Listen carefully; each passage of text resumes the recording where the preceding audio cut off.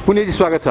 धन्यवाद, धेरै धेरै धन्यवाद, नमस्कार। संसदमा त्यत्रो रडाको मचिसक्यो, कालापानी लिपुलेक लिम्पी अधुरा नेपालको होइन भारतकै हो भन्ने आवाज आइसक्यो, तपाईँ बोलिराख्नु भएको छैन, समर्थन गर्नुभयो त्यो आवाजलाई?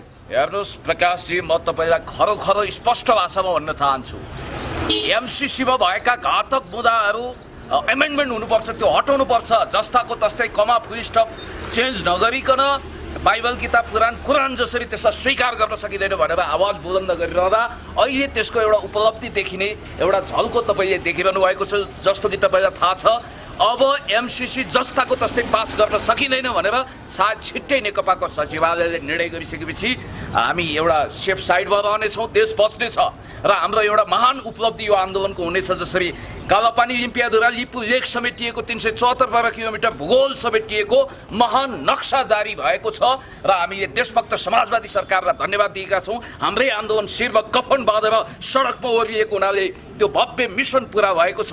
अब यहाँ हेर्नुहोस्, तपाईँले बडो राम्रो प्रश्न गर्नु। आज माइतीघर मण्डलमा मैले सोचेको थिएँ यो सरिता गिरी भन्ने नेपालको संसदमा छिरेर नेपाल आमा रूपी नक्सालाई डस्न गएकी एक नागिन, एक विषकन्या, एक नागिन जस्ती यो देशद्रोहीले जसरी घिनौना अभिव्यक्ति दिएकी छिन् त्यस विरुद्ध जुरुक्कै आन्दोलित भएर आज माइतीघर मण्डलमा सरिता गिरी मुर्दाबाद, सरिता गिरी राजीनामा देऊ, सरिता गिरीको सांसद पद र नागरिकता खोज्नुपर्छ भनेर आन्दोलन हुन्छ भनेर मैले आशा भरोसा विश्वास लिएको थिएँ।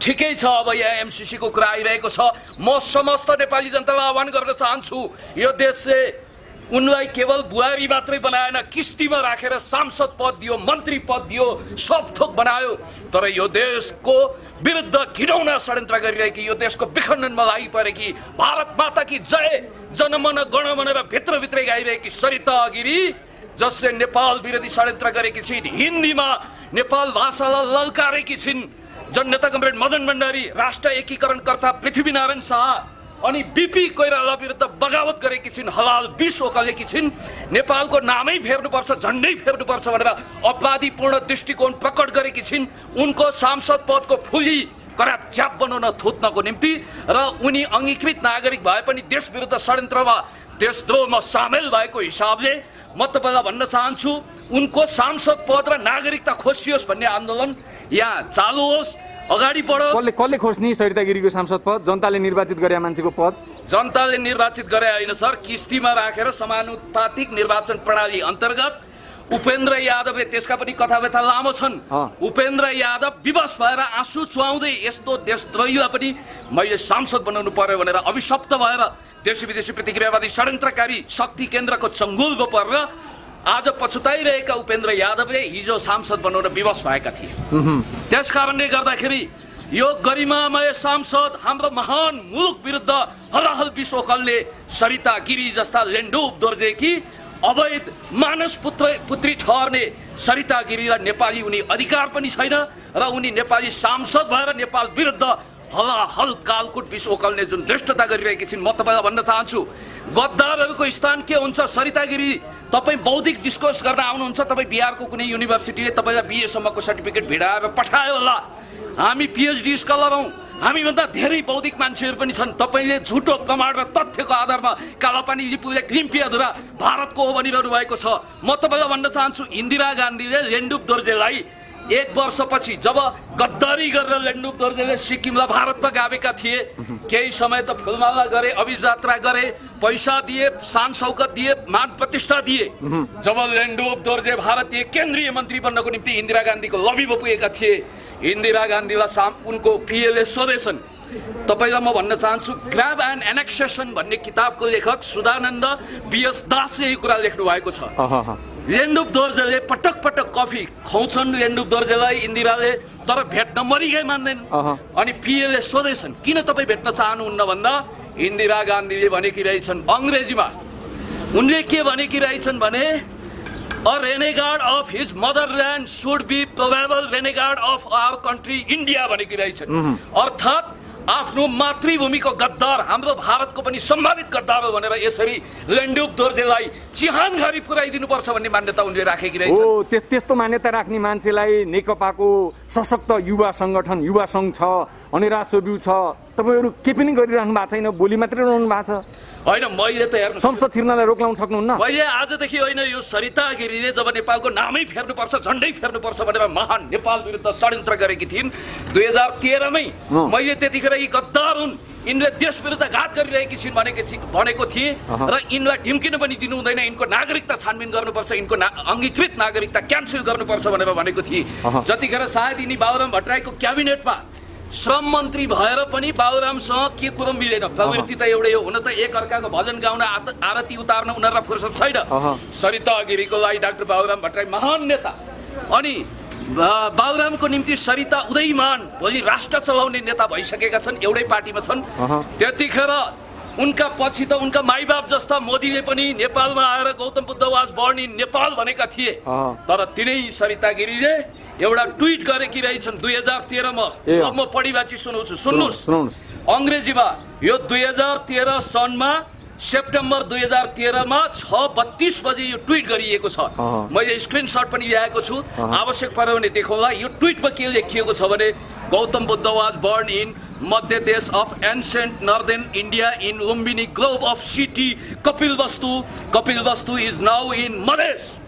के भनेको नरेन्द्र मोदीले नेपालको संसदमा सारा नेपालीलाई साक्षी राखेर त्यतिखेर भनेको होइन। 2012 को ट्विट होइन, यो 13 को सेप्टेम्बरमा। 13 देखि आजसम्म के हेरेर बस्या त हाम्रो राजनीतिक दलहरु? त्यतिखेरै हामीले भनेका थियौँ यो सरिता गिरी भन्ने खतरनाक स्त्री हुन्। फेरि अर्को कुरा म सरिता गिरीको विषयमा स्पष्ट छु, सरिता गिरीलाई हामी आजदेखि चिन्दैनौँ। साथीहरू म तपाईँलाई भन्न चाहन्छु, व्यक्तिको 3 पुस्ते जन्म कुण्डली पनि हामीसँग छ। सरिता गिरीले नेपाल विरुद्ध एउटा विषालु नागिन जस्तो भएर, विषकन्या जस्तो भएर हलाहल विष ओकल्ले। सरिता गिरी खबरदार, तपाईको ट्र्याक रेकर्ड आएन, हिस्ट्री हामीलाई थाहा छ। तपाईँ बिहारमा जन्मिनु हो, बिहारमा एउटा सामान्य परिवारमा जन्मिनु हो, बिहारको कुनै युनिभर्सिटीले तपाईँलाई बिए सरको योग्यताको सर्टिफिकेट थमाएर पठायो। तपाईँ कुनै बौद्धिक मान्छे पनि होइन। तपाईँले अहिले भारतले जारी गरेको फ्याङ्लो नक्सा हातमा लिएर डस्टबिनमा हामीले फ्याँकिसकेका छौँ। त्यो जाली जेली कपटी र कमी वाहियात दुष्ट नक्सालाई हामीले समाप्त पारेका छौँ। त्यही नक्साको आडमा मानौ। हिजो धमलाजीलाई म धन्यवाद दिन चाहन्छु, बडो राम्रो प्रश्न गरेर हामीलाई पनि गौरव बढाइदिनु हो र पत्रकारले त्यो ढङ्गको साहस पनि गर्नुपर्छ भन्ने मलाई लाग्छ। त्यसो त धमलाजीको राष्ट्रियतालाई बेला बेलामा शङ्का गर्ने मान्छे थिए, तर म भन्छु धमलाजी क्या बात स्याबास, हिजो क्या राम्रो प्रश्न तपाईँले गरिदिनु हो र त्यो इन्टरभ्यूमा तपाईँले हेर्न सक्नुहुन्छ। निर्लज्जतापूर्वक सरिता गिरीले सोधेकी छिन्, लिम्पियाद्वारा नेपालको अवन्य तपाईँसँग प्रमाण छ? 1955 मा युनाइटेड नेसनको सदस्य हुँदा नेपालले पेश गरेको जुन नक्सा छ त्यो नि आधिकारिक हुनुपर्छ। कहाँको लिम्पियाद्वारा कालापानी लिपु लेक समेटेर भारतलाई टेन्सन दिएको यो हुनै सक्दैन। यस विषयमा बहस गर्नुपर्छ भनेर अब हेर्नुहोस्, त्यहाँ त फरर लक्षदार नेपाली भाषामा बोल्छिन्, तर पार्लियामेन्टमा नेपाली नजाने जस्तो उनकै भाषामा भन भन भाइयो भन्नेहरू देउसीले भन्ने पनि खडा छन्। त्यहाँ कुन्नी के अग्रहरी के अगेरा बगेरा नाम पनि हामीलाई थाहा छैन। त्यस कारणले म भन्न चाहन्छु सरिताजी, तपाईँले नेपालले जारी गरेको महान नक्सा जस्ता नेपाली काङ्ग्रेसका केही लेन्डुप दोर्जे प्रवृत्तिका अमरेश कुमार सिंह सिटौला लगायतका केही कुख्यात लेन्डुपेहरूले बाहेक सबैले हामी भोट हाल्न तयार छौँ भनिसकेका छन्। तर तपाईँले आज मधेसको पनि म भन्न चाहन्छु, उपेन्द्र यादव पनि कम्युनिस्ट आन्दोलनको स्कुलिङबाट आएको भएको हुनाले नहुनी मामाभन्दा कानु मामा जाति, मैले आज फेसबुक लाइभमा पनि यो कुरा भनेको छु। उनी पनि तैविषेक पुष्पलाल स्कुलिङबाट आएको कम्युनिस्ट हुनाले र कतिपय काङ्ग्रेसी ब्याकग्राउन्डका मान्छे पनि मधेसी आन्दोलनमा छन् भने पनि तिनीहरूले देशलाई माया गरेका छन्। सरिता गिरीजी, तपाईँले के भन्नुभएको थियो कि तराई मधेसका, अझ तपाईँले मधेस भन्नुभएको छ, मधेसका मधेसीहरूको शरीरमा भारतीय हिन्दी जिन छ रे। वाह, कहाँ छ हिन्दी जिन? देशभक्त नेपाली सपुतहरूको अपमान गर्ने ऐराजजीले ठाडै खारेज गर्नुभयो। म तपाईँलाई धन्यवाद दिन चाहन्छु। र पहिलो कुरा तपाईँले के बिर्सिनु भयो भने नेपालको संविधानले हिन्दी भाषामा संसदमा कुर्रिने अधिकार दिँदैन, जबकि नेपालमा हिन्दी भाषाको स्ट्याटस 20औं नम्बरमा मात्रै आउँछ। अब सुन्नु न, अब सरिता गिरीको समानुपातिक सांसद पद त उपेन्द्र यादवको खल्तीमा छ। उहाँले नै उहाँलाई फिर्ता ल्याउने चाहनुभयो भने मात्रै सक्नुहुन्छ, नेकपाले त केही गर्न सक्दैन। महाभियोग लाग्न सक्छ। म तपाईँको पार्टीले महाभियोग दर्ता गर्छ? म त्यसैको लागि भोलिदेखि अनसन बस्दैछु। आउनुहोस् तपाईँहरू, मलाई मिडियाको मोह छैन। तपाईँहरू जे गर्नुहोस्, यो एउटा देशभक्त आफ्नो देशको निम्ति आमाको निम्ति, जनताको निम्ति, देशको निम्ति, विकासको निम्ति, समृद्धिको निम्ति, राष्ट्रघाती विरुद्ध, अपराधी विरुद्ध, लेन्डुपे विरुद्ध शिरमा कफन बाँधेर अनसन बस्दैछ। कहाँ बस्दै हुनुहुन्छ? म ठाउँ हेर्दैछु, साथीहरूसँग छलफल भइरहेको छ। आमरण अनसन बस्ने कि अथवा धेरैले साथ दियो भने रिले अनसन। म 24 घण्टे अल्टिमेटम दिन चाहन्छु। 24 घण्टे संसद भवनको आसपासमै बस्नु होला है। हाम्रो सुझाव छ तपाईलाई। विचार गर्दैछु। सुझावको लागि धन्यवाद। पुण्य गौतमले आज घोषणा गरेको छ। यहाँ नरनाथजी पनि हुनुहुन्छ, नेपाली काङ्ग्रेसका विजय बस्नेतजी पनि आउनु भएको थियो, बाबुराम तामाङजी हुनुहुन्छ, मङ्गलजी हुनुहुन्छ, धेरै साथीहरू हुनुहुन्छ। अरू म त के भन्छु भने दल भन्दा माथि उठेका हामीलाई विचारसँग मतलब छैन। जोसुकै देशभक्त आउनुहुन्छ भने पनि हातमा हात काँधमा काँध मिलाउन तयार छौँ। मेरो 24 घण्टे अल्टिमेटम भयो। नेपाल सरकार, देशभक्त समाजवादी सरकारले सरिता गिरीको पहिला सांसदको लोगो फुरी थुतिहालोस्। उनी सांसद बन्न अयोग्य छिन्। उनले अमर्यादित भाषा बोलेकी छिन्। उनले असंलग्न परराष्ट्र नीति र पञ्चशीलताको ठाडो उल्लङ्घन गरेकी छिन्। उनले नेपालको मामिलामा चीनलाई जबरजस्ती तानेर विवादमा ल्याउने कोसिस गरेर नेपाल चीन मैत्रीमा छुरा हानेकी छिन्। उनले गौरवशाली नेपाली इतिहास, सेनाको इतिहासमाथि विष बमन गरेकी छिन्। सेनाको बारेमा अन्टसन्ट बोलेर नेपाललाई कमजोर बनाउने दुष्प्रयत्न गरेकी छिन्। म तपाईँलाई भन्न चाहन्छु, म्याक्सिम गोर्कीको उपन्यास तपाईँले पढ्नु भएको होला। एउटी आमाले देशद्रोहीकी आमा भन्ने त्यो कथा पढ्नुहोस्। एउटी आमाले आफ्नो गद्दार देशद्रोही छोरालाई गोली हानेर समाप्त पार्छिन्। देश भनेको त्यस्तो हुन्छ। Motherland are greater than heaven. आमा र देश स्वर्गभन्दा प्यारो हुन्छ। म भन्न चाहन्छु, जननी जन्मभूमिश्च स्वर्गादपि गरिएसी। भोलिदेखि शिरमा कफन बाँधिनेछ। आज पनि म यहाँ यो देशद्रोहीहरूलाई खबरदारी गर्न आएको छु। तपाईँलाई एउटा कुरा थाहा छ? भन्नु न। निजगढ अन्तर्राष्ट्रिय विमानस्थल निर्माणाधीन छ। फास्ट ट्र्याक अब केही वर्षपछि चिल्लो फास्ट ट्र्याकबाट हामी झन्डै 1 घण्टामा सरर गाडी चढेर तराई पुग्दैछौँ।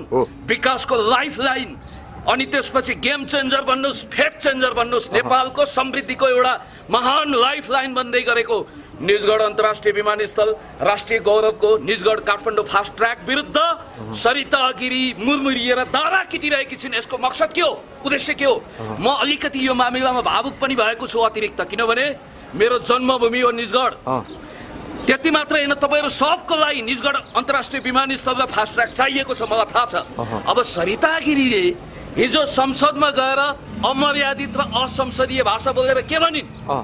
यो भनेको सेनाको एयरबेस राख्ने षड्यन्त्र हो भनेकी छिन्। कहाँ छ त्यो उल्लेख? बजेटमा सेनाको एयरबेस निजगढमा राख्ने रे। त्यसको लागि त्यो अन्तर्राष्ट्रिय विमानस्थलको नाटक रचना गरिएको। खबरदार सरिता गिरी, निजगढ अन्तर्राष्ट्रिय विमानस्थल लगायत फास्ट ट्र्याकको विरोध गरेर तपाईँहरूले गर्नुभएको खेलमेला हामीलाई थाहा छैन। तपाईँ विमलेन्द्र निधि, अमरेश कुमार सिंह लगायत केही तथाकथित मधेसीहरूले त्यतिखेर निजगढमा अन्तर्राष्ट्रिय विमानस्थल बनाउनु हुँदैन, फास्ट ट्र्याक बनाउनु हुँदैन भनेर भगीरथ प्रयत्न गर्नुभयो।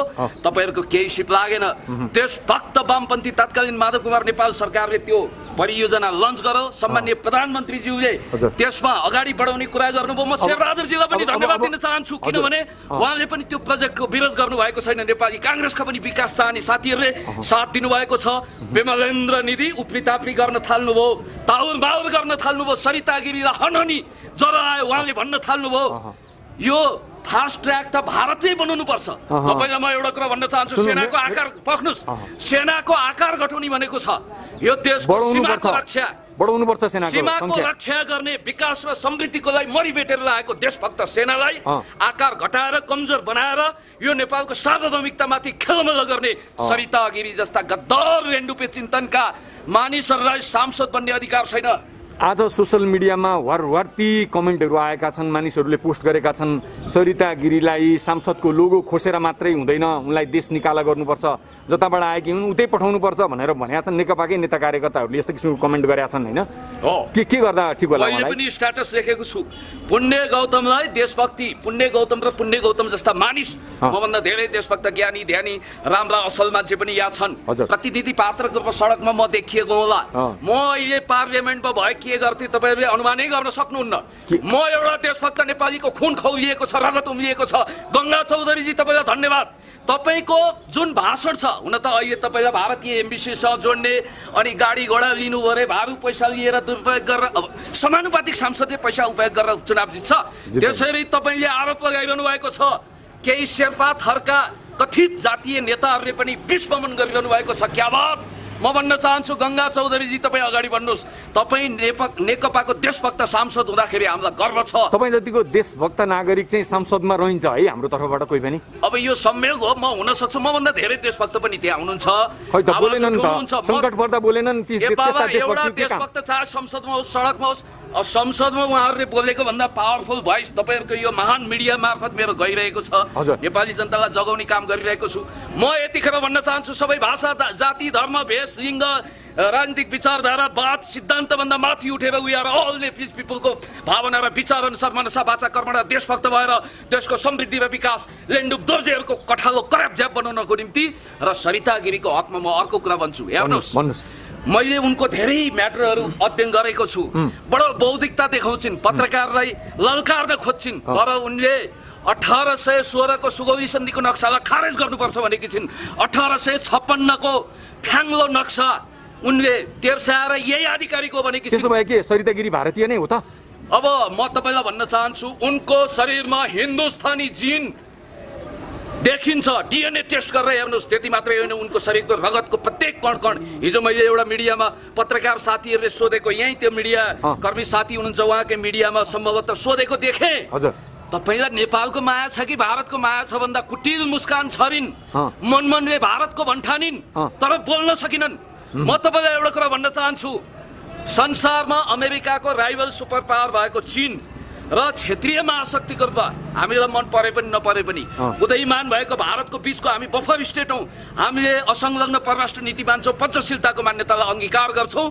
नेपालको असंलग्नता र पञ्चशीलता भनेको के भने कुनै पनि गुटमा सामेल नहुने, कुनै पनि शक्ति केन्द्रतिर ढल्किने कोल्टिने होइन। स्वतन्त्र सार्वभौम सत्ता सम्पन्न देशले स्वतन्त्र परराष्ट्र नीति नन एलाइनमेन्ट मुभमेन्टको मर्म र भावना आत्मसात गर्नुपर्छ भनेर अगाडि बढिरहँदा सरिता गिरीले 70,000 हेक्टर जमिन युरोपको कुनै देश जति ठूलो भूगोललाई भारतले करप्ट ज्याप बनाएको देखेकी छैनन्। उनलाई चिन्ता छ यता रोड बन्यो रे अनि चीनले पो करप्ट ज्याप बनायो रे। ठिक छ, चीनले पनि हाम्रो 1 इन्च जमिन मिच्न पाउँदैन, यदि मिचेको छ भने हामी त्यसको पनि कडा प्रतिकार गर्छौं। तर मेरो नोटिसमा चीनले 1 इन्च पनि जमिन मिचेको मलाई थाहा छैन।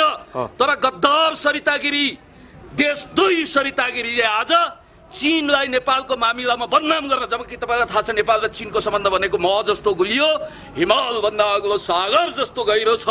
र नेपाललाई जब जब आपत पर्छ, संकट पर्छ, चीनले खुल्ला दिलले निस्वार्थ भावले विदाउट एनी प्री कन्डिसन नेपाललाई प्रेम गरेको छ, मद्दत गरेको छ। नेपालको जमिन मिचेको छैन। मैले सरिता गिरीलाई माननीय सांसद भने तपाईलाई आपत्ति हुन्छ कि हुँदैन? घोर आपत्ति हुन्छ। तपाईसँग म झगडा पनि गर्न सक्छु। मसँग त नगर्नुस् झगडा, किनभने उहाँसँगै गर्नु न। सुन्नुस्, हजुर, माननीय हुने हैसियत गुमाएकी छिन्। अनि गंगा चौधरीको देशभक्तिपूर्ण अभिव्यक्तिलाई चाहिँ असंसदीय भाषा भन्दै सभामुख महोदय रेकर्डबाट हटाइयोस् भन्ने कस्तो नकचरो कुरा गरेकी। उनको हिन्दीमा बोलेको, नेपाललाई द्रोह गरेको, नेपालको महान नक्सालाई अपमान गरेको, नेपालीहरूलाई अपमान गरेको, अनि खाती है नेपालका गाती है इन्डियाका भने जस्तो ती बिहार पुत्री। अनि म तपाईलाई भन्न चाहन्छु, तपाईँ अब एउटा इन्टरभ्यूमा उहाँले फेरि त्यही इन्टरभ्यूमा के भन्नुभएको रहेछ भने म त नेपालको टप पोजिसनमा पुग्ने सम्भावना भएको राइजिङ लिडर हुनाले मेरो खुट्टा तान्न खोजियो। कौन टप पोजिसनमा? तपाईँ त्यो लाटो कोसेरलाई जस्तो तपाईँ राजेन्द्र महतोजीहरूले दिउँसै उदेर सुतेर लाटो कोसेर सपना नदेख्नुहोस्। गद्दार रेन्डुपेहरूलाई हामीले चिन्न ढिला गरेका छौँ, तर अहिले चिने पनि ढिलो भए पनि हामीले चिनेका छौँ। हामी 3-4 वटा कुरो ज्यान जान्छ हामी पास हुन दिँदैनौँ। नम्बर 1, हिन्दीलाई राष्ट्रिय भाषा बनाइने छैन। That's all finished. ओके, मन्जुर। किनभने भारतीय संविधानको 8औं अनुसूचीमा नेपाली भाषा छ, लडेर ल्याएका हुन्। दोस्रो भन्नुहोस्, भोजपुरी, मैथली, तामाङ, राई, गुरुङ आदि इत्यादि नेपालका महान भाषामा बोल्नुहोस्, तपाईलाई छुट छ, हामी सम्मान गर्छौं। तर हिन्दी नेपालको भाषा होइन। भाषिक हिसाबले नेपाललाई फिजीकरण गर्ने, मोरिसस बनाउने, सिक्किमीकरण गर्ने यो षड्यन्त्र पूरा हुन दिँदैनौ। अर्को कुरो, म ऐराजीलाई धन्यवाद दिन्छु।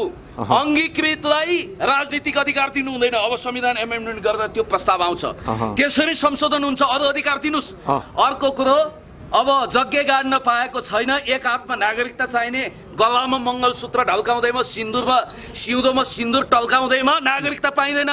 कुनै चक्लेट बाँडे जस्तो हुँदैन। नेपालको नागरिकता पोलिसी अलिकति रिजिट हुन्छ, अलिकति संकीर्ण सही। हामी त्यस्तो ढङ्गको कडा नागरिकता पोलिसी बनाउँछौँ र रेसिप्रोकल मात्रै होइन। मेरो त प्रस्ताव के छ भने अहिले कतिपय प्रगतिशील साथीहरूले रेसिप्रोकल गरौँ नेपाली चेली रोटी बेटी जे भने पनि भारत गइसकेपछि 8 वर्ष नपुगिकन नागरिकताको प्रोसेस सुरु हुँदैन त्यो पनि नेपालको नागरिकता छोडेको पख्नुस् आइसकेको छ यो सबै कुरा हैन अनि त्यसपछि नेपालमा आउने भारतीय चेलीहरूले 8 दुना 16 वर्ष पछि प्रोसेस सुरु गर्न पाउन् ल त्यतिले हुँदै भएन सबैलाई मान्ने भएन भने कमसेकम रेसिप्रोकल 8 वर्ष हुनुपर्छ नत्र नागरिकता पाइँदैन र अर्को कुरो अंगीकृत राष्ट्रपति प्रधानमन्त्री सेनापति हुने सपनामा पनि नचिताए हुन्छ नेपालको फिजिकरण हामी हुन दिदैनौं ल सरिता गिरीको विषयमा र सरिता गिरी 20 मिनेट भित्र आफ्नो दुई शब्द राखिदिनु भएकोमा धन्यवाद तपाईँ र अन्तिममा म तपाईलाई भन्न चाहन्छु सरिता गिरी तपाई नेपालको प्रधानमन्त्री राष्ट्रपति हुने सपना